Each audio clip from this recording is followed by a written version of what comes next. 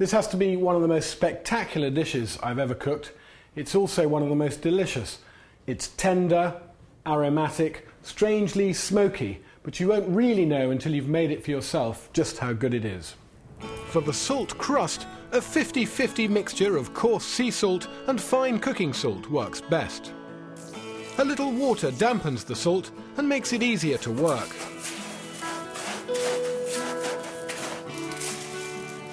First, lay out a salty base for the fish on a baking tray.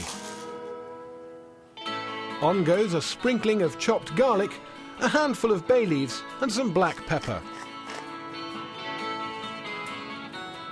A couple more bay leaves are tucked in the cavity, and giving them a little twist just helps to release the aroma. Next, a close-fitting jacket of salt is packed up and around the whole fish. So I'm just going to tuck this up.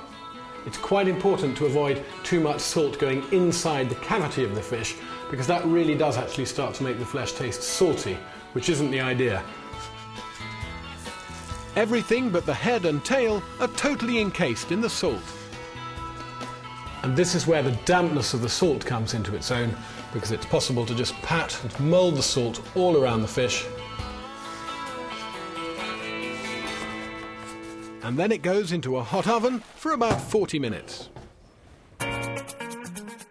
When you're cooking for a crowd, this extravagant dish becomes a real spectacle, the fishy equivalent of a whole spit roast sucking pig. And it's always a showstopper on our catch and cook days.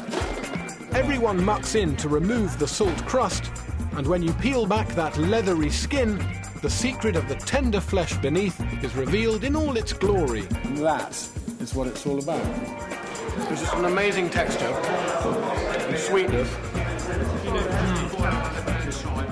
Very, very good, isn't it? And whatever else is on the menu, the salt-crusted bass always steals the show.